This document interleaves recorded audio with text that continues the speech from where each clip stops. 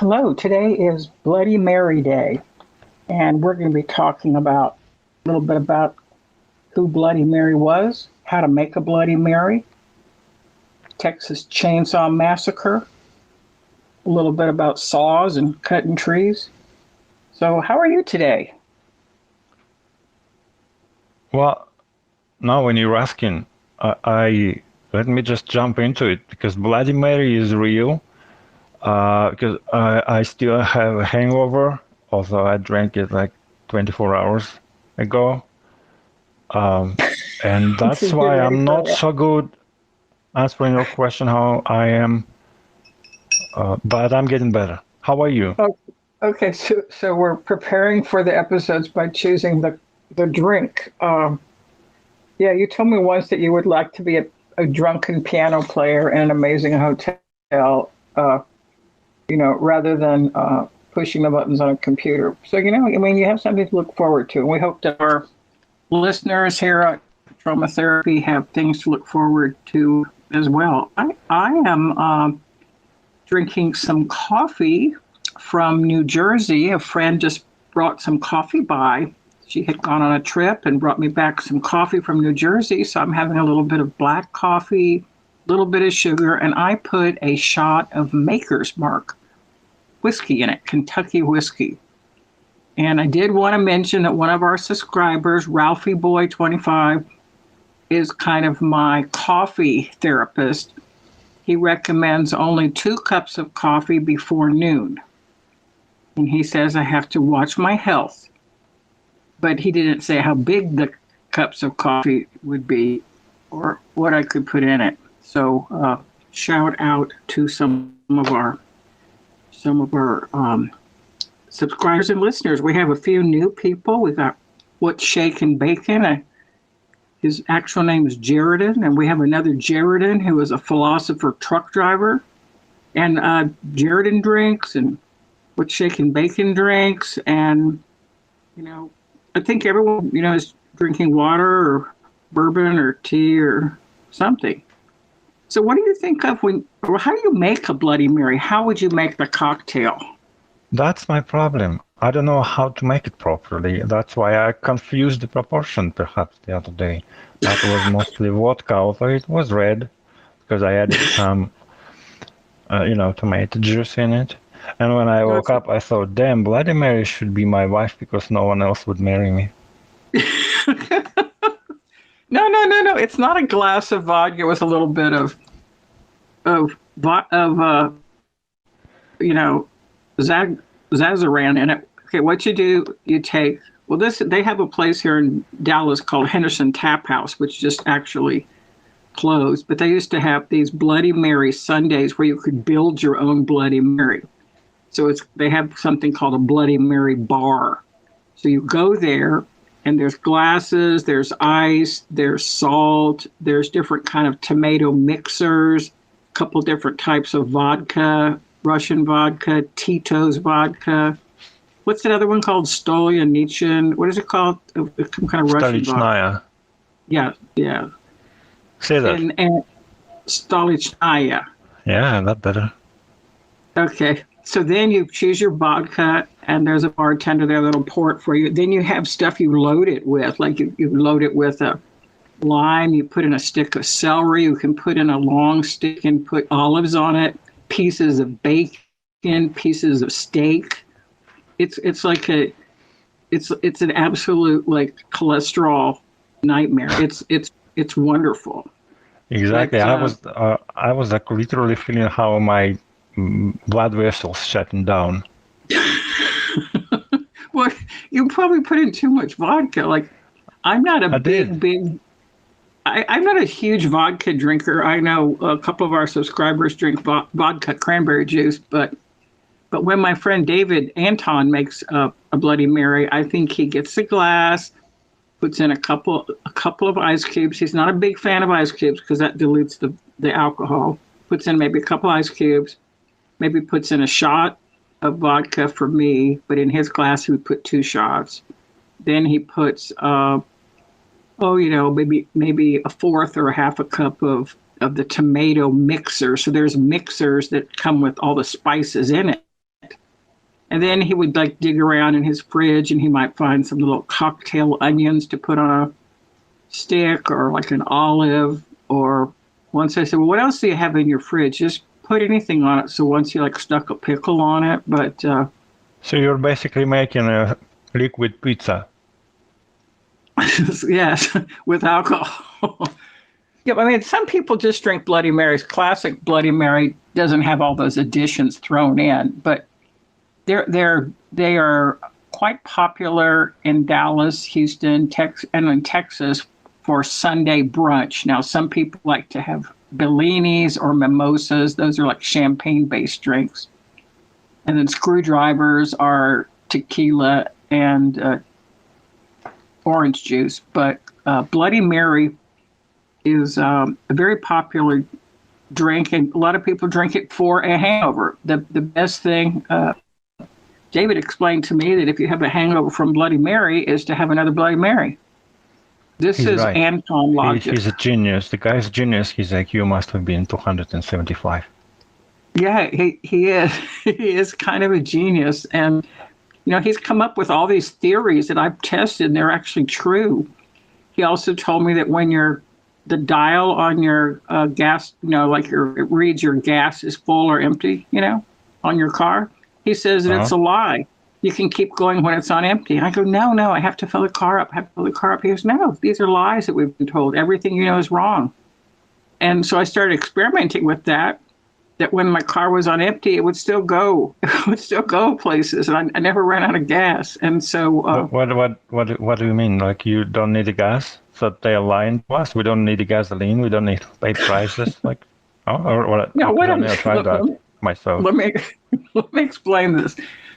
So some of the places that we go are not super, super far, maybe within a 10-mile radius. So, up on Greenville, up on Highway 12, over to the Arboretum, around White Rock Lake, maybe to the horse races, like maybe within a 20-mile radius. So the different places we're going around, or like I go around, I have experimented with, it looks like the gas tank, indicator is on empty, but then I would drive someplace, and the reason it was on empty is because I'm parked on a hill that was sloping a certain way, and it was reading empty. So I'd go down a hill, it would come back on like I had gas, and then I'd go up a hill and it would say I don't have gas. But if you're just going on a straight way, a long way, you might not want to try out this theory. You might want to just try it around. No, that's okay. I can relate. Just for a moment, I thought there is another conspiracy here, and I love conspiracies. Well, I have another friend named Alex, and he goes, why is your gas tank empty? You just filled it on Wednesday. I put gas in it on Wednesday. I go, I don't know. Then I'll go get some more gas, and I'll go drive by where he works at this high-end automotive place. And he goes, well, what's going on with your gas? I go, I don't know. He goes, maybe somebody's siphoning it.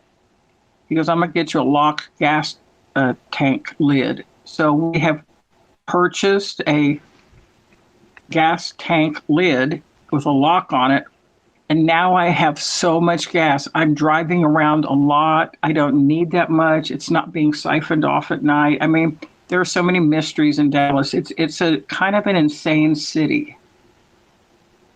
I am so confused that some people just sucking out the gas from the gasoline tank these days.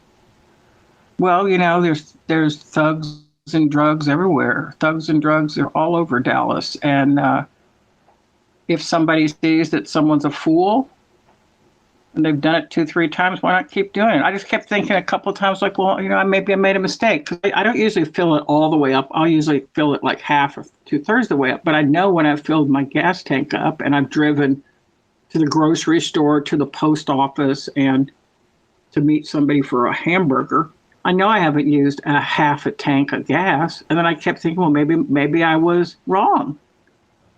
And then once I was getting ready to go out at night, and I just saw some guys standing near a dumpster, like on the property where I live. I said, can I ask you guys a question? Like, what would be the reason that my car shows that it's running out of gas, but I know I keep putting gas in it? these were like more philosophers. These are like street philosophers just standing around looking at the moon about a week ago. They go, well, maybe you have gas, but the gauge is wrong. The gauge is broken. He goes, take it to a mechanic and get them to look at the gauge, the needle that goes back and forth. I thought you were going to say that they thought that you went deep on them, that you were cagey, and they would enlighten you with some kind of a theory, philosophical, I don't know. Anyway, look at the bright side. Look at the bright side. Let's talk a little bit about Bloody Mary. Let's go back to her, because I love her. I told you if she was a woman, it'd be my wife. Okay, well, I'll tell you about Bloody Mary. She was, her title was Queen of England and Ireland in 1553. And then she was also known as Mary Tudor, Tudor, and she was called Bloody Mary by the Protestants who opposed her.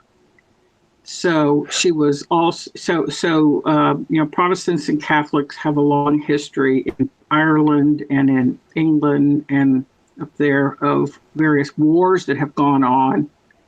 Somebody wins, somebody loses, people are cutting off each other's head, like religious wars and religious persecution, and also in Wales. But when I was reading a little bit about Bloody Mary, the name Bloody Mary, her real name was Mary Tudor, Tudor, but she was called Bloody Mary by her Protestant opponents, and that was, in 1553. But she was also the Queen of Spain and the wife of King Philip from 1556 to 1558.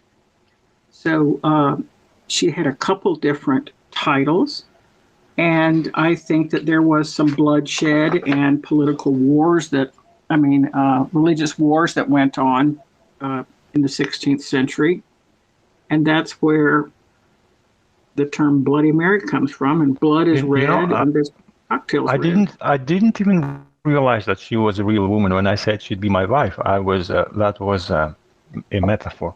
But when we spoke about Bloody Mary a few days ago, I asked myself, where does it come from, the name? And I Googled practically everything about that queen. She was probably a terrible woman. But the Tudor in my mind always associated with watchmakers. The Tudor, there's this Rolex spin-off. Actually, I have Tudor because I don't have money to buy Rolex, so I bought Tudor. Can you spell that? What did you buy? How do you spell it? The exact same Tudor. The exact. And what is it? It's a watch? Watchmakers, yeah, it's very expensive. Not as expensive as Rolex is, but it's a Swiss watchmaking company, yes. It's a Swiss company. Sorry to change the subject. I did not mean to brag about what watch I have, but no. We encourage bragging. We have a lot of braggers on our channel. We have Mark Stevens, who I would like to brag about. He knows so much about trains and train history and taking down bridges. And one of our other subscribers, I just realized, he goes by the name Michael Mack. For some reason, I always thought he was in like Spain or someplace, because I know him as a person that's holding up this beautiful glass of red wine. So for some reason, I randomly thought he was in Spain, but he has a channel, a YouTube channel. And I just saw on April the 28th that he was posting a picture of a building on fire. And I'm going to have to get back with him, or maybe ask him in our comments below. So why was the building on fire, and why were you standing around watching a building burn down? So we have quite an eclectic group of listeners and subscribers. Another thing I was thinking about Bloody Mary is when you think about blood and bloody, there is a whole series of horror movies. We have Bram Stoker story of Dracula and the vampire sucking blood, and an earlier episode of Patroma Therapy from 2 years ago is called Los Vampiros, about the vampires. But related to the Bloody Mary, there's a movie called The Texas Chainsaw Massacre, and it's kind of a famous horror film. Came out in '79, and I looked up a little bit more about it because I can't watch horror movies because they scare me. Like Blair Witch Project, I spent most of the time.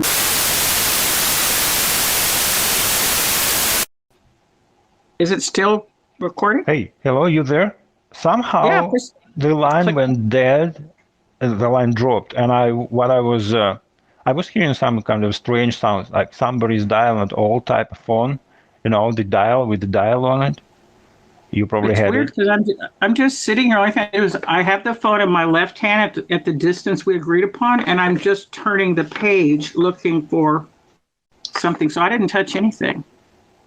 What if those was aliens, or I don't know.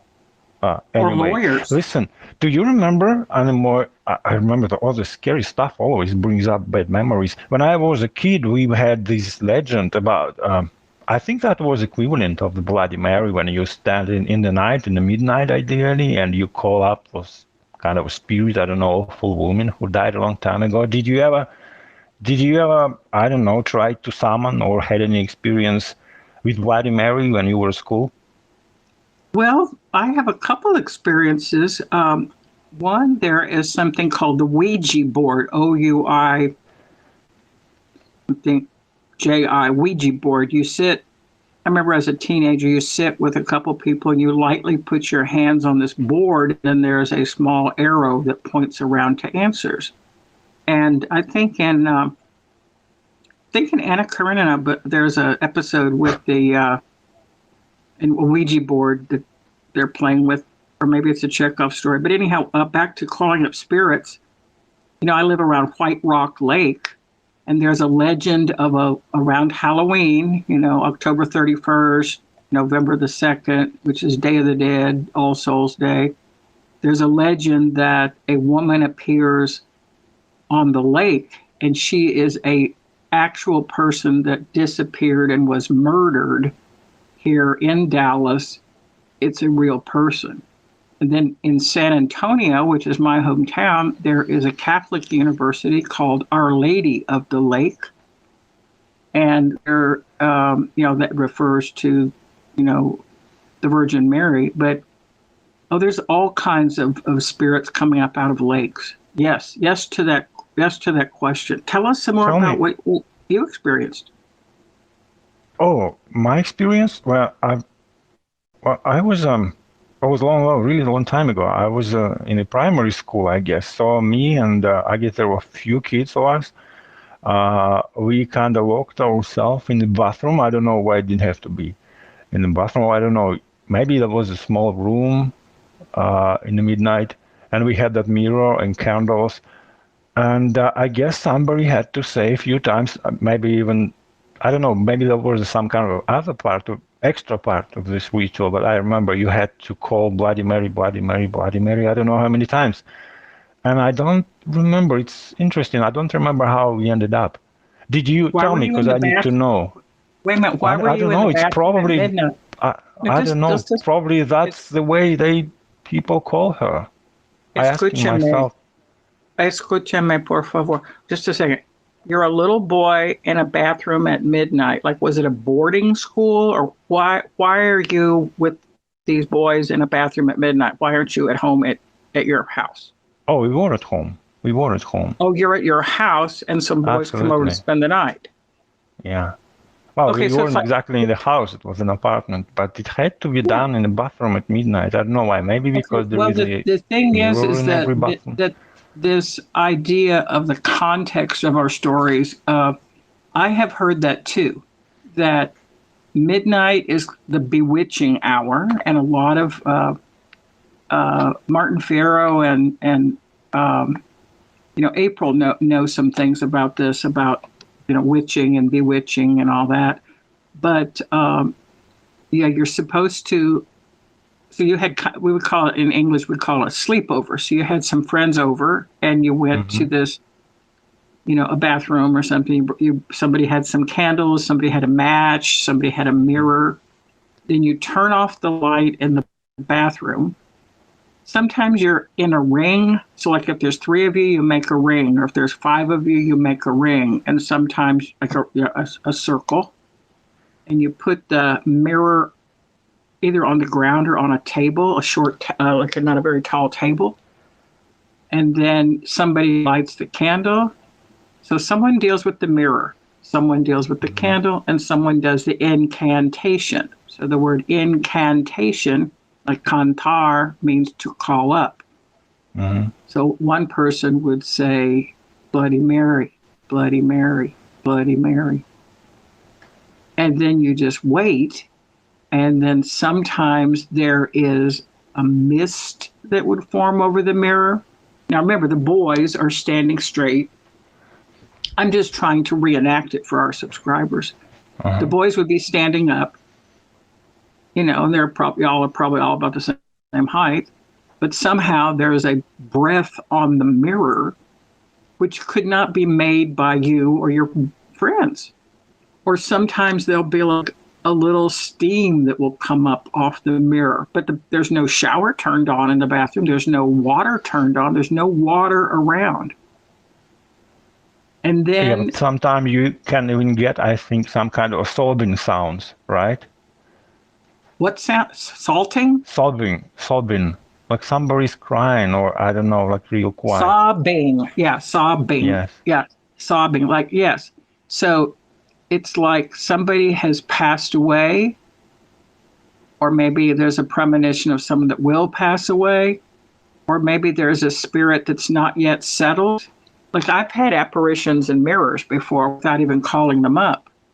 I've had I had a dresser set up next to the door to the bedroom that had a mirror on it. I just remember feeling like someone was at the edge of my bed, and I just woke up. I felt a presence in my room, but there was no one there. And I just sat up and I glanced to my right, and I could see in the mirror a shadow come out of the mirror, kind of foggy, and then stand at the foot of my bed. And this happened so quickly, but I recognized that it was a great-great-grandmother, Antonia Hernandez. So it would be my grandmother's mother. I just perceived it. I didn't know it. I just perceived it. And I sat up quickly, and it was like she was going to say something to me. And I just instinctively said, "You don't have any business here. You need to go back to where you've come. Goodbye and adios." And then the spirit sort of went back into the mirror. Then I got up out of bed and I went to go wash my face in the bathroom. There was another mirror. And then I just threw some water on the mirror in the bathroom. Then I came with a wet rag and I washed the mirror in the little tiny hallway next to my bed. And then I just made the sign of the cross and jumped back in bed and went to sleep. But a spirit came out of a mirror. Because I think that mirrors are portals to another dimension. Yeah. No, I was gonna say that mirror, modern mirror, I don't know what they're made of, but the portals or the mirrors where the vampires can be seen, they used to be covered with silver. I'm not sure what can be considered or what would qualify as portal. No, the portal, for example, whenever I rent a different apartment. No, I know what portal is. I mean, what mirror would qualify? Would that need to be the old one or covered with silver? No. Or? What I'm saying is, when I move to a new place, I know that there are people that have lived there before. Like maybe I'm living on Turtle Creek. Maybe I'm living near the truck yard. Maybe I'm living on M Street. Maybe I'm living on Gaston Street. Maybe I'm living in Houston. When I move to a different place, someone has lived there before me. There is a spirit presence that lingers. So I'm not a witch, and I'm not a psychic, but I just unconsciously do that. I realize that when I go in there are other faces that have looked into those mirrors. So when you look into the mirror, sometimes you're looking to see how your hair looks. Sometimes you're sad. Sometimes you're crying. So, like, a lot of stuff happens in front of mirrors. So usually when I get a new place, I just go sprinkle some water on the mirrors and just say some little prayer like, adios, goodbye. We don't need you here. I'm living here now. And so some of the mirrors are very modern, big mirrors, and some of them are little small old mirrors with that silver on the back of it. And some of them are little mirrors that are hanging on the wall. So any mirror is an opening. Yeah, that really freaks me out. And just let's never ever go into the bathroom at night where the lights is off, especially if there is a free mirror in it. Tell me, we're both adults, okay? Our conversations, our calls and therapy is consensual. Would you, because I need to know, would you be courageous enough to go today, for instance, or I don't know, whenever you're ready, to the bathroom at midnight with the lights off and say 30 times 13, 1, 3, or I don't know how many times should be said, Bloody Mary? Just 3. Would you be courageous enough? Because, no? No, I'm saying I can sense the presence of spirits without calling them up. Like when you go into a room for a party, or you go to a cocktail party, or you go to a dinner, you can feel the vibe of what it's like. Like sometimes it's like way busy, and sometimes the vibe is like too talkative. Like being able to feel the vibe, the vibration in a room is part of your psychic nature. So this feeling spirits is just an extension of it. But we tend to think of like you're going to go into a bookstore, or you're going to go into a grocery store, or you're going to order pistachios or strawberries or something from a clerk at a store, and you just feel the vibe of the other person, like they're so annoyed. Or you go visit some relatives and like somebody's mad, and you're all supposed to be having a birthday party. Like feeling the vibration is the same thing with a mirror. And so when you do something like intentionally call up something, you're like, what's my purpose? Like, is my purpose to gain wisdom? Is my purpose to try to figure out, should I move? Is my purpose to connect with an old dead relative? You know, should I call up the spirit of my cousin who committed suicide? No, thank you. Yeah, let's talk about something healthier. Like, let's talk chainsaw. Okay, well, back to saws. You have some property where you go and you saw. Sometimes you use a chainsaw, and on our cover shot, can you tell us about that chainsaw? Hey, what do you call the handsaw? Would that be the appropriate word for the one on the left? Handsaw? It's a type of handsaw. Yeah. 2 people. Because you use your hands, right? Yeah, but you got to have 2 people in order to saw something. That's what I was going to say. If I tried to use it with myself, I would end up like cutting my stomach in half. Let's suppose I'm like trying to saw a small tree. It wouldn't be. It's a team building exercise. I think people figured that out a long time ago. And we were in the office, we were idiots. Yeah, I love chainsaw. Because when you get it started, when you operate it, you feel really, really powerful. There's a whole thing about men and tools. We might have to do that episode another time. But there was a television show called Tool Time, and these 2 guys were talking about their tools, and they had this beautiful blonde assistant, and it was kind of men and their tools. But I like a vacuum cleaner. When I turn my vacuum cleaner on, I'm excited. I feel the power of it sucking up all the dirt and dust. So, you got your chainsaw, and I've got my vacuum cleaner. What is the brand that you have for your chainsaw? Where did it come from? Yeah, it's a German made, called Stihl. Stihl. You ever heard of it? What's your vacuum cleaner brand name? It probably is a Hoover, or it might be a Dust Buster. I remember that. Every vacuum cleaner in the U.S. is Hoover. It's like Xerox, right? Whatever vacuum cleaners, it's called Hoover. Well, those are classic. There's classic Mercedes, and there's classic Jaguars, and there's classic Bourbons, and like Hoover is just like a classic old school company that if you're going to go spend money, go buy a Mercedes, like go buy a Hoover. Yeah. But Well, Yeah, I'm thinking another. to. Go ahead. No, you go ahead. Well, what are you cutting with your saw out on your Oh, country I told property? you the What are new you world. cutting? I told you the new word I learned the other day. Terraforming makes me feel like I'm an astronaut somewhere far, far away on a distant planet. Can, can you spell the Terraforming. word Terra? Yes, forming. Like formation. Terraforming. So you're And do you like? forming the Do you like earth. that word? I do like it. Yeah, Terraforming. it's I like a just call lens it design, only better. like landscaping.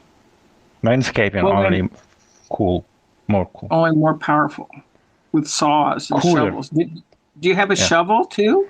Oh, I have to. I bought a shovel. What would you? I mean, I probably look some kind of a weirdo to you when I say, "Oh, I bought this chainsaw," and next day I bought the shovel. I'm gonna buy something else and come to Austin or to No, the thing is, Denver. And this is a great a this man is a with a great chainsaw, man with a shovel.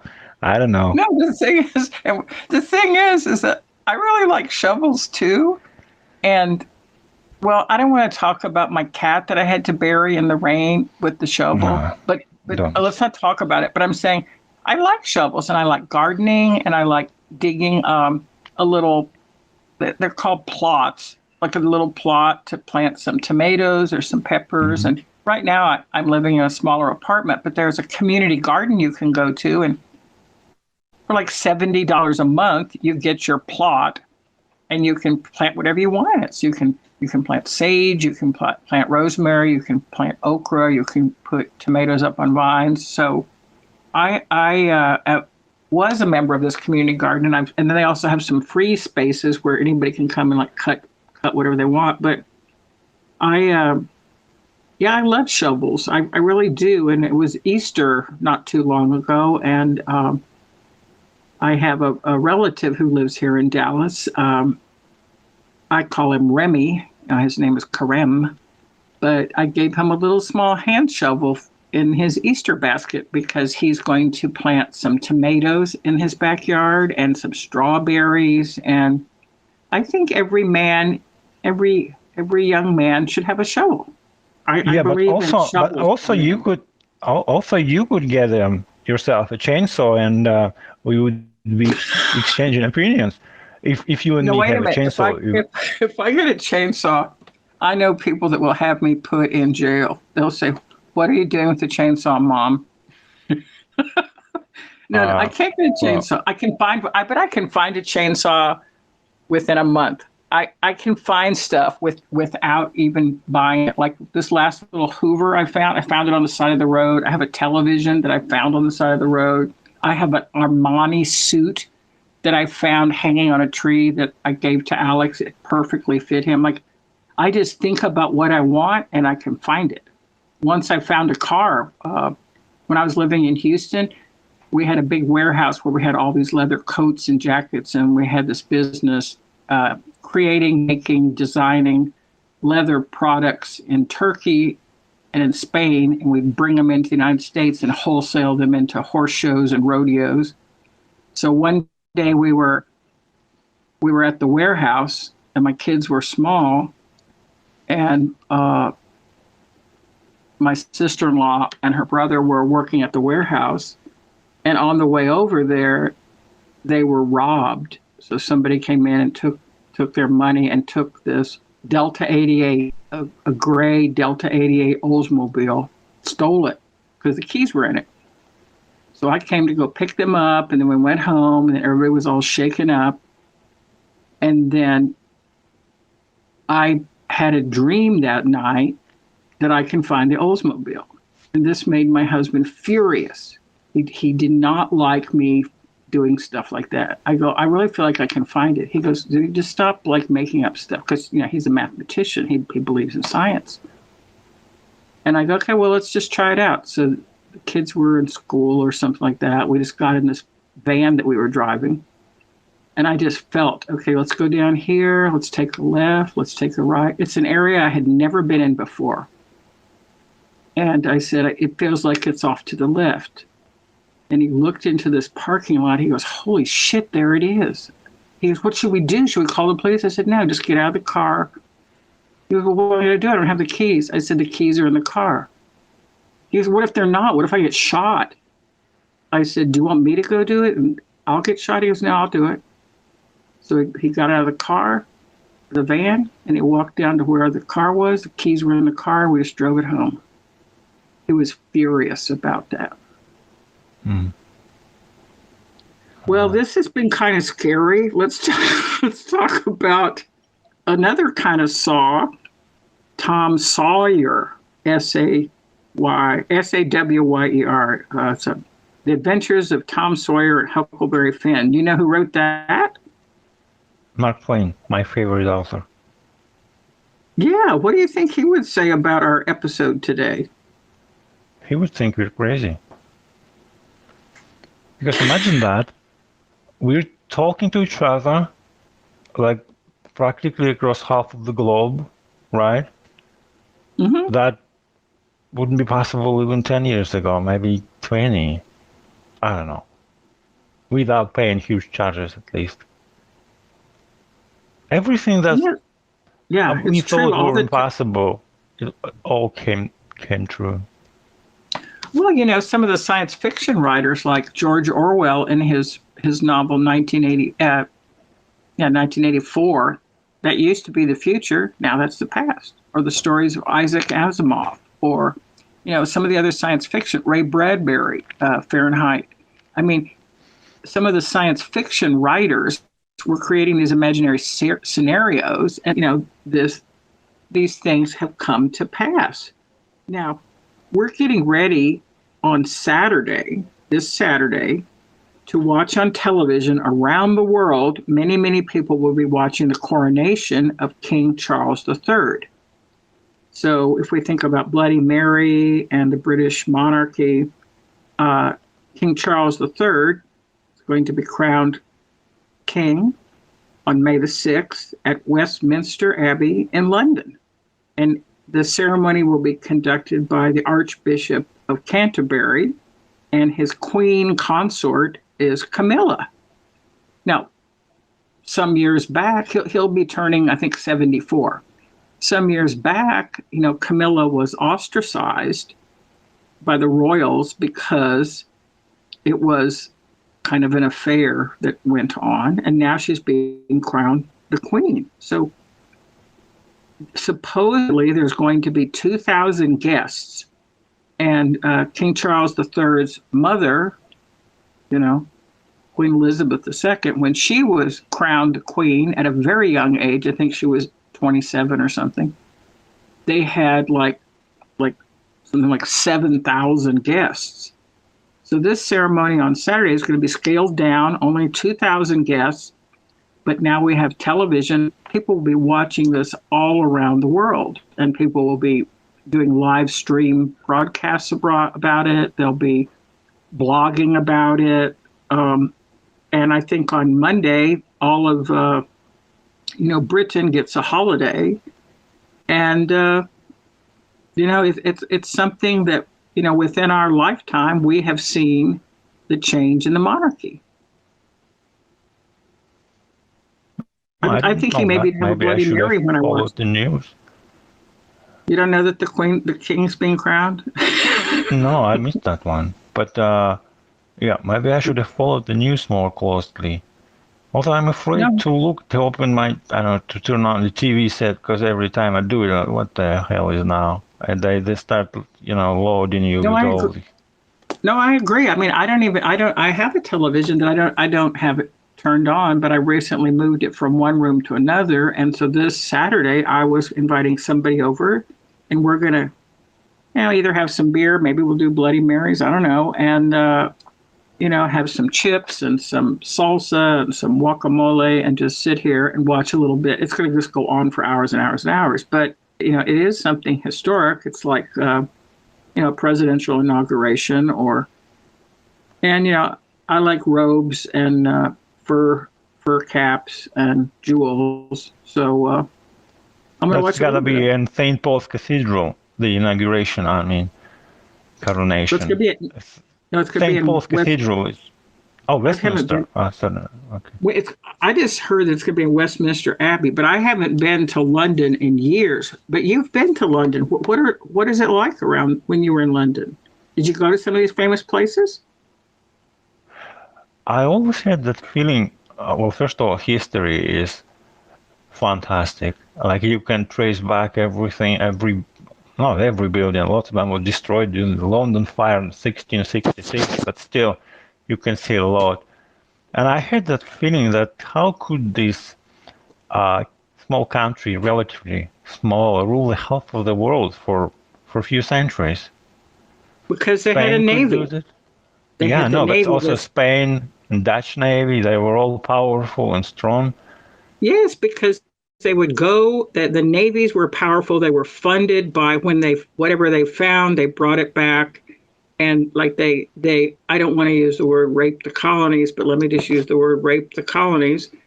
And so when the King George, when he claimed the 13 colonies of the what became the United States of America, he wanted us to pay tax on stamps and tax on this and tax on tea. And so the colonists just said, well, heck no.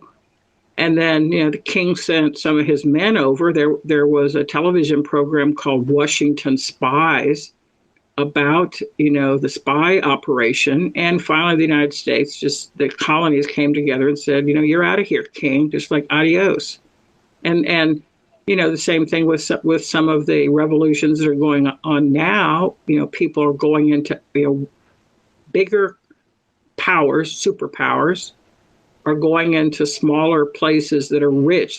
They would never go into a place if there wasn't something there. Like, why would anybody go into Afghanistan? Why would anybody go? Saudi Arabia used to be like nothing but like sand and camels, and then all of a sudden, Shazam! There's oil, so everybody's all over the Middle East. So these colonizing powers with the powerful armada, the navies, the ships. You mentioned navies a few times. I just can I say that pirates, I think, of this period, they were mostly British, right? And maybe even English. I don't know what the difference would be. For me, it was the same always, but apparently there was division there's between Lafitte. British There's and English. Lafitte. Lafitte is a famous, French explorer, and then they came. Lewis and Clark. They came into Canada and sailed down the Mississippi, and they claimed everything west of the Mississippi River belonged to France. Like, that's a pretty bold statement. I'm not sure. Lewis and Clark explored from the top, fur traders, down the Mississippi, and when they hit New Orleans, they got back in touch with France and said, "Hey, you want all this land?" Because they didn't even know it was there. They hadn't even explored west of the Mississippi. And then, when Jefferson became the president, so we had a couple presidents, George Washington, somebody, then Jefferson, everything west of the Mississippi belonged to France. So Jefferson said, how about we make you a deal, France?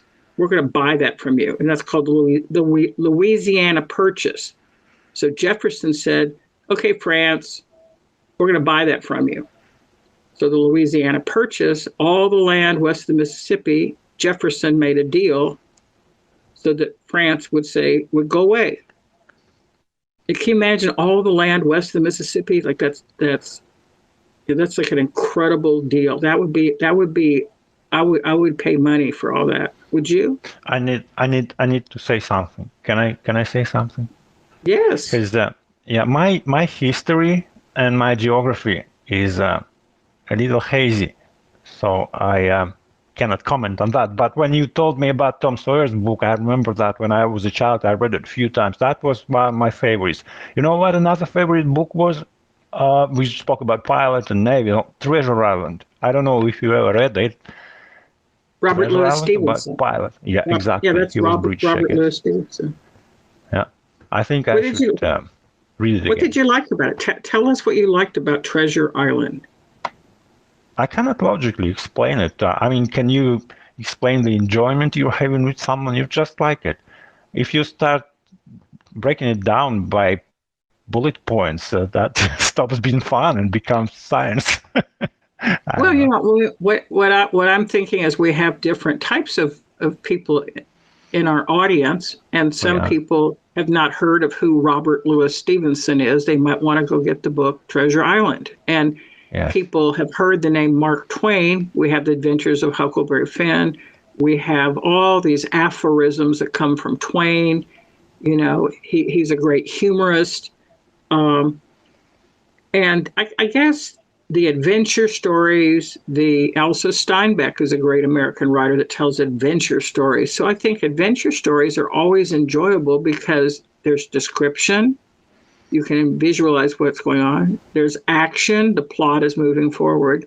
And usually there's some sort of discovery. So maybe you found a treasure, or maybe you've discovered that Jim, who is a runaway slave, is actually your best friend, and that somehow slavery is wrong.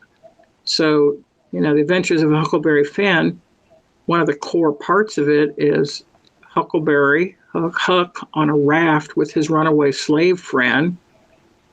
And it was a crime to harbor runaway slaves because the United States was a slave holding country. And even with the Emancipation Proclamation, you know, when Lincoln proclaimed the slaves to be free, it wasn't until 3 years later that they bothered to tell people in Texas, oh, by the way, it's called Juneteenth, 19th. By the way, your slaves are free. Now, why didn't people in Texas free their slaves? Well, because if they didn't tell anybody that the slaves were free, they could still use them for labor. But I think the adventure story is something that appeals to everyone. The quest, the adventure, you know, the Sir Gawain and the Green Knight, the Arthurian legends. Everybody loves adventure. Well, I guess that wraps up our conversation for now.